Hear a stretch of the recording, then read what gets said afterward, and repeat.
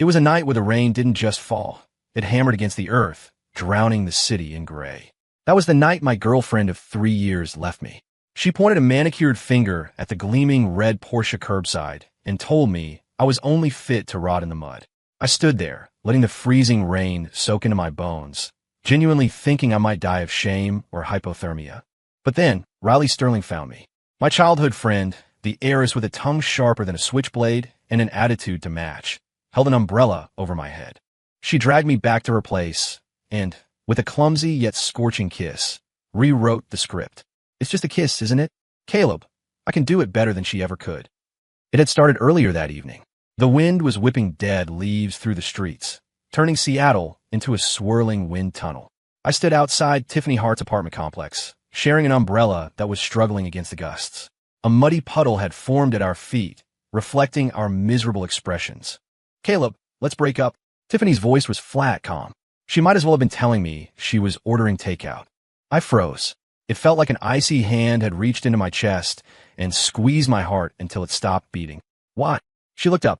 The face I had loved for 3 years was now a mask of cold indifference.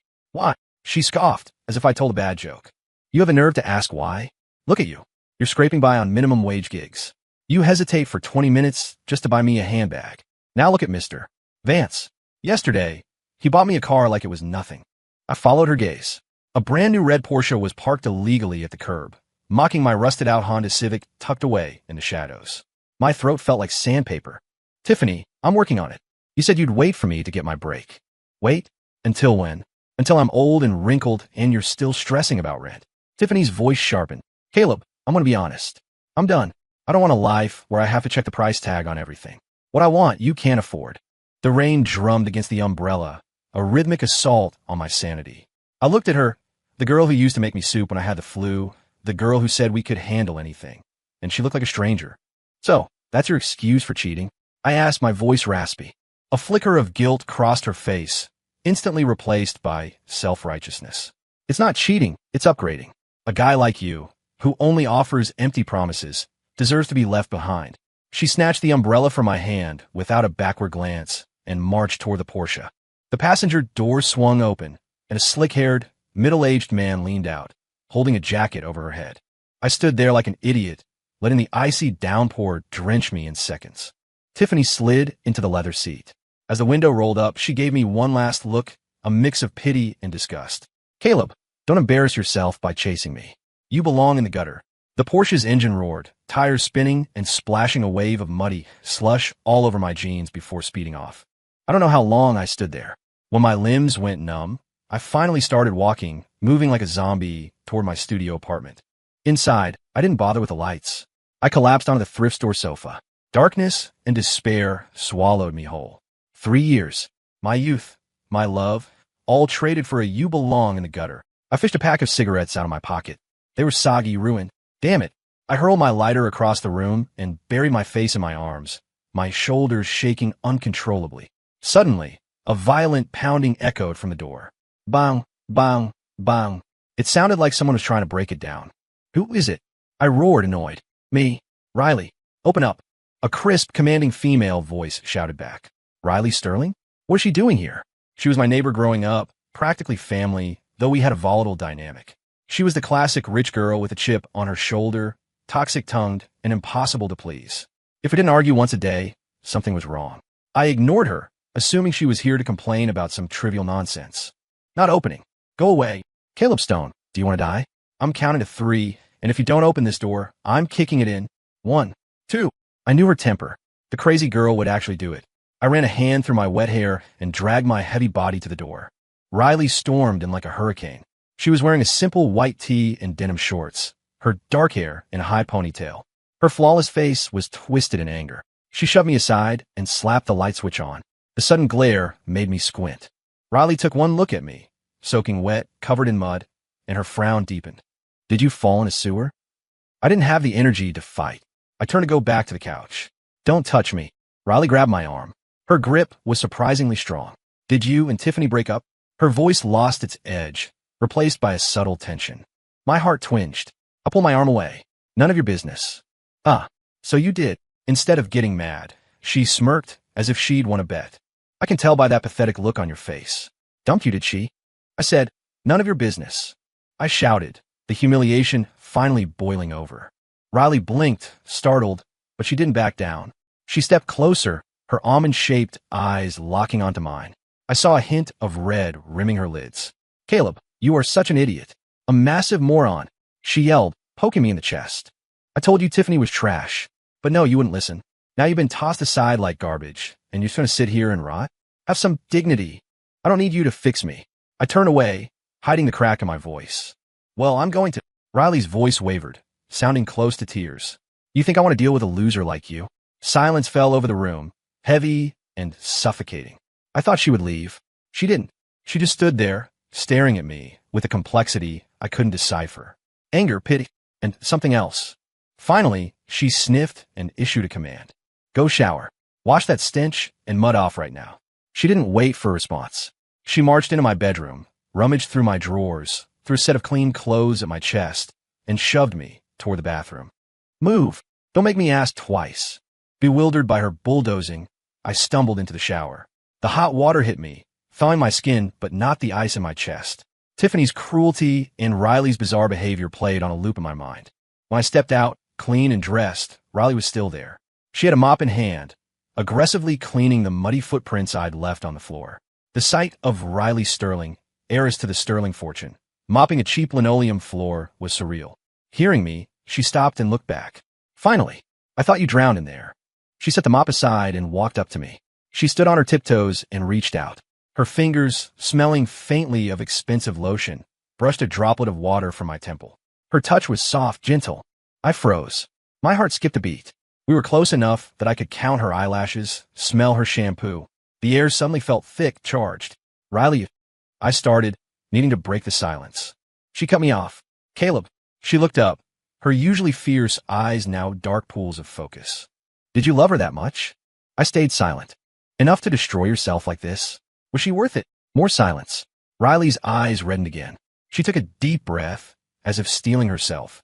Then, to my absolute shock, she threw her arms around my neck, pulled me down, and planted her soft lips firmly on mine. My brain short-circuited. It was blank.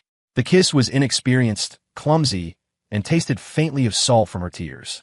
But it struck me like lightning, shattering the gloom. When the kiss broke, Riley's face was the color of a ripe apple.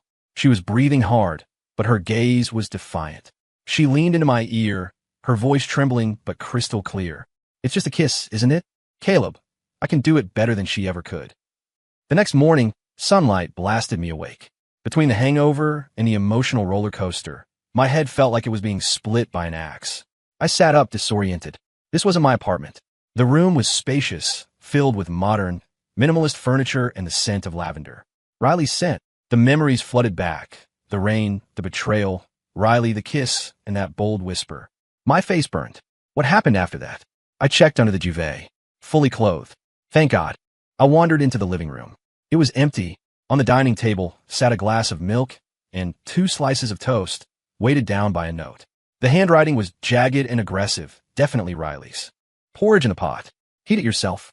Eat and get out. Don't dirty my sofa. No signature. Rude. Perfectly Riley. I drank the warm milk, soothing my stomach, but my mind was a mess. What was that kiss? Pity? Comfort? Or did she actually like me? I shook my head, deciding to repress the confusion for now. In the kitchen, I found a pot of creamy chicken porridge. I ate mechanically. After breakfast, I cleaned up and snuck out of her luxury condo like a fugitive. Back in my dump of an apartment, looking at the mess, thoughts of Tiffany crept back in. The ache in my chest returned. Pathetic, I muttered to myself. To distract myself, I cleaned. Laundry, trash, scrubbing the floors until my knuckles turned white. By noon, I was exhausted. I collapsed on the couch just as my phone rang. Unknown number. Hello, Caleb. It was a woman's voice. Tiffany's mother. I sat up straight. Mrs. Hart. Hello. I heard you and Tiffany broke up? Yes. Oh, you kids. I shouldn't interfere, Mrs. Hart shunned. But Caleb, I've always liked you. Tiffany is just spoiled. She has a temper. Don't take it to heart. I gripped the phone silent. She cried all night. Her eyes are swollen shut today. She still cares about you, Caleb. 3 years. You can't just throw that away. Why don't you come over for dinner tonight?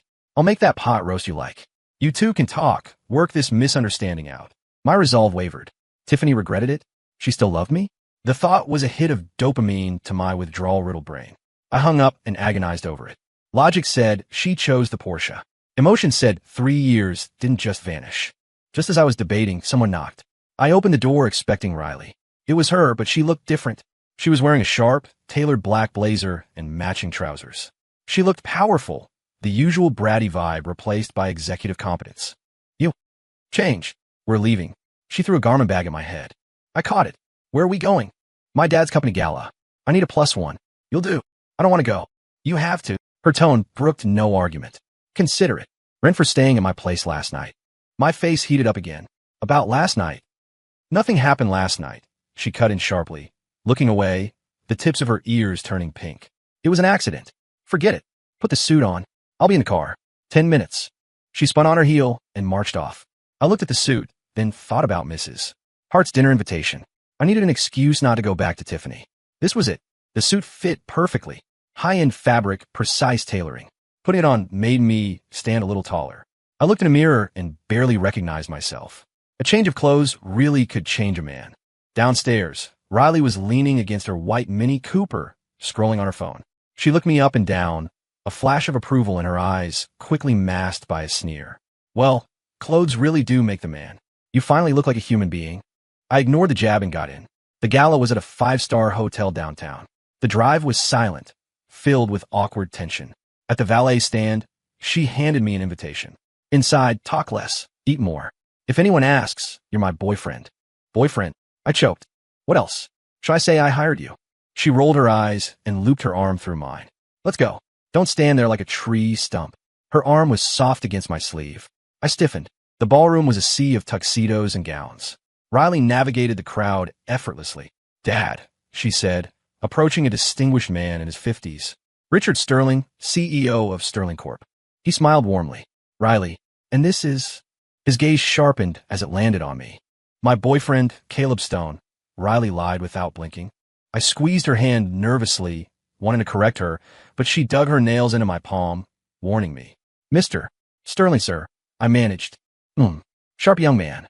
Richard nodded, not probing further, and turned back to his conversation. Riley dragged me to a quiet corner and handed me a glass of champagne. Your dad just believed that? I asked. Why wouldn't he? She sipped her drink. You're the first guy I've ever introduced to him. My stomach did a flip. For the next hour, Riley played the perfect socialite, charming investors and partners. I was just the arm candy, observing a side of her I rarely saw, poised, intelligent, ruthless. I realized I didn't know her as well as I thought. Halfway through, her dad pulled her away for a meeting. I stood alone near the buffet, feeling out of place. Then a familiar silhouette caught my eye. Tiffany. She was clinging to Mr. Vance, the greasy Porsche guy, laughing loudly. She wore a dress that probably cost more than my car and a diamond necklace that caught the light. Then she saw me. Her eyes widened in shock, then narrowed in jealousy as she took in my expensive suit. She detached herself from Vance and beelined toward me. Caleb, what a surprise to see you here, she said, her voice dripping with fake astonishment. Not really. I'm here with a friend, I said coldly, not bothering to look at her. A friend. She scanned me, her tone turning sour. Not bad, Caleb. It's only been a day, and you've already found a sugar mama? That suit isn't a rental. I turned to leave. She stepped in front of me, lowering her voice. Caleb, did my mom call you? Why didn't you come tonight? Why would I? You. She flushed angry red. Just then, Riley reappeared. She saw Tiffany, raised an eyebrow, and immediately understood the situation. She glided over, wrapped her arm intimately around my bicep, and flashed a predatory smile at Tiffany. And you are? Riley asked, knowing full well who she was. Nobody, I said. Tiffany went pale. Riley grinned, leaning up to whisper in my ear, loud enough for Tiffany to hear. Babe, my dad really liked you. He said we're a match made in heaven. She punctuated it by kissing my cheek. I froze. Tiffany looked like she'd been slapped.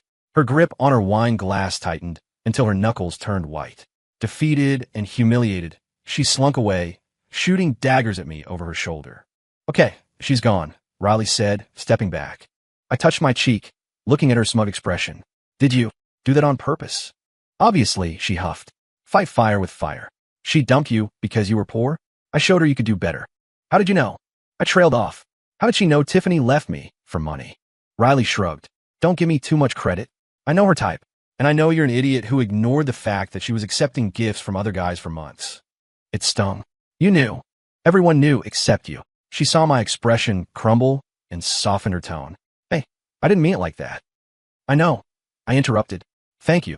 Riley opened her mouth, closed it, and just stood by me in silence. After the party, she drove me home. As we neared my block, she spoke up. Are you free tomorrow? Why? Come somewhere with me. Need a fake boyfriend again? In your dreams, she scoffed. It's my mom's death anniversary. I want you to come to the cemetery with me. I was stunned. Riley's mom died in a car crash when we were kids. It was a trauma that defined the Sterlings. Riley usually locked herself away on this day, and she wanted me there. Okay, I said instantly. The next morning, Riley picked me up wearing a somber black dress. No makeup. She looked fragile. We bought white lilies and drove to the cemetery in silence. At the grave, she placed the flowers and stood still as a statue. I knew she was talking to her mom in her head. I stood back, giving her space. Eventually, her shoulders began to shake. A stifled sob escaped her. I walked over and hesitantly placed a hand on her back.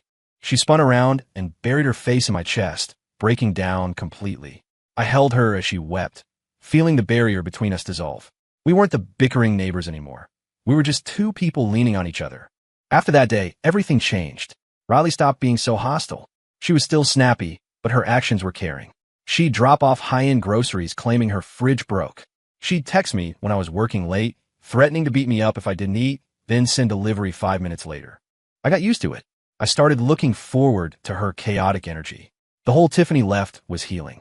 Then Tiffany came back. After seeing me at the gala, she started blowing up my phone. Apologies, crying voicemails. Mr. Vance means nothing, she said. I blocked her number.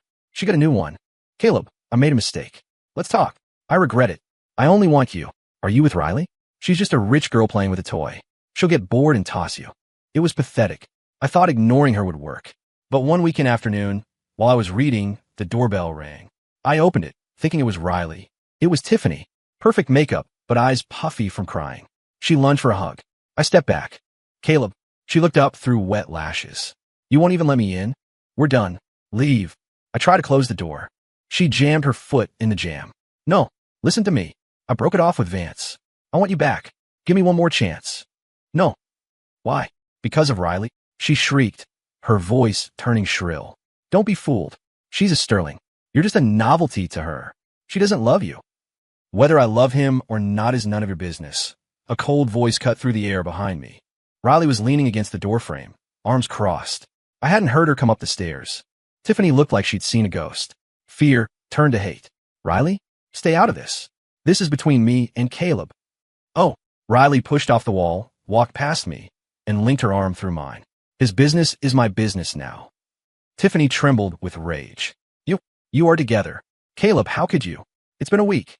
Before I could speak, Riley cut in, her voice low but lethal. Tiffany, that's rich coming from you. First, you dumped him for cash. Second, even if he started dating a toaster oven today, it wouldn't be any of your business. Tiffany turned purple. Riley wasn't done. She smirked. What happened? Mister, Vance couldn't keep up? Or did you realize Caleb has more potential than you thought? So now you're crawling back? Shut up. Tiffany screamed. I'll shut up when you stop lying, Riley said, her eyes turning icy. You think you're slick? Cheating on Caleb, accepting jewelry, flirting with anything that had a wallet? Do you want me to list the dates? Tiffany went ashen. I stared at Riley in shock. She had receipts? You investigated me? Tiffany stammered. Investigated? Please. You aren't that interesting, Riley sneered. I just keep an eye on the people I care about, so sharks like you don't eat them alive. She looked at me, her gaze softening for a second, then snapped back to Tiffany. You don't know what love is, Tiffany. You only love yourself. Did you ever care when his back hurt from working double shifts? Did you care that he ate instant noodles for weeks just to buy you that bracelet? No, you only cared about the status. So take your crocodile tears and get the hell out of here.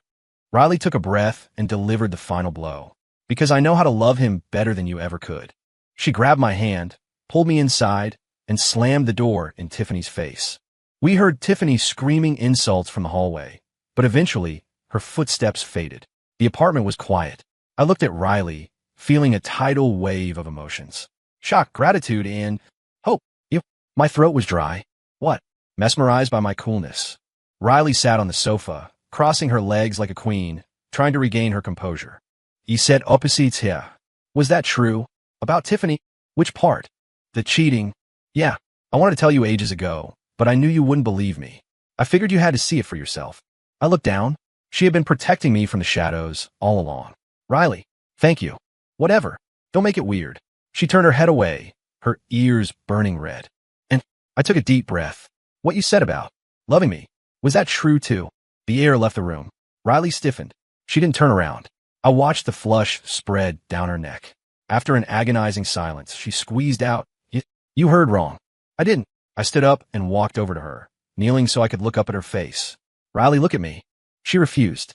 I gently took her face in my hands and turned her toward me. Her eyes were darting around, panicked. Say it again, I whispered. I said, You heard wrong. Her voice cracked. No. I smiled. You said you know how to love me better. That broke the dam. Tears spilled over her lashes. Fine. I said it. So what? She started hitting my chest with her fists, sobbing. I like you. I've always liked you, you idiot. You blind moron. I was right there. But you had to go and fall for that gold digger. Do you know how much that hurt? She pummeled me, letting out years of frustration. I took it. When she slowed down, I pulled her into a hug. I'm sorry, I whispered into her hair. I'm sorry I was blind. I'm sorry I made you wait. But I see you now. I pulled back and wiped her tears. Riley, you've always been chasing me. This time, let me run to you. Okay. Riley sniffled, her tough act completely shattered. I held her, feeling a sense of peace I'd never known with Tiffany. Hungry? I asked after a while. She nodded, wiping her nose. I want that risotto you make. I smiled. Okay. I went to the kitchen. She followed me, leaning against the doorframe, watching my every move with intense focus. What? Afraid I'll burn the place down? I joked, chopping shallots. Shut up. She pouted, but her eyes were tender. I made a creamy mushroom risotto, stirring it patiently. When I set the bowl in front of her, she took a bite and her eyes lit up. Well, better than your personal chef. She didn't answer, just shoveled another spoonful into her mouth. When the bowl was clean, she looked up, a grain of rice stuck to her lip. Caleb, yeah, that was the best risotto I've ever had. I laughed and reached out to wipe the rice from her lip. She blushed crimson and looked down. I leaned across the table and kissed her forehead. I'll make it for you every day. Riley jumped up, her face on fire. Who asked for every day? I'm doing the dishes. She grabbed the bowl and ran to the sink. I watched her go, laughing. God, she was cute. After that day, the friend zone was officially demolished. Riley and I were a couple. We did normal things, movies, grocery runs, walks in the park. Riley still had her moments of sass, but mostly she was clingy in the best way. She dragged me shopping, not for flash, but to optimize my aesthetic, as she put it. She used her network to get me interviews, pushing me toward a career path I actually wanted. You're gold, Caleb, she'd say. You were just covered in mud. Under her influence, I rebuilt myself. I wasn't the sad, broke ex-boyfriend anymore. I had confidence. One sunny weekend, Riley dragged me back to our old neighborhood in Capitol Hill. We walked the familiar streets, hand in hand. Hey, remember that tree? She pointed to a gnarled oak. That's where the chubby kid from next door stole your lollipop, and you cried like a baby. I groaned. Ancient history, Riley. I remember. She grinned. I had to beat him up to get it back for you. I laughed. She had always been my protector. We stopped at a candy shop, and she pointed at a giant rainbow lollipop. I want that. We sat on a bench, eating candy like kids. The sun dappled through the leaves. Riley rested her head on my shoulder. Caleb, yeah. Do you remember what you said to me after I got your candy back that day? No. What? You said, she giggled. Riley, you're the best. When I grow up, I'm going to make you my wife. My brain froze. I said that. Riley burst out laughing. I'm kidding. Look at your face. I swatted her arm, then grabbed her hand and pulled her close.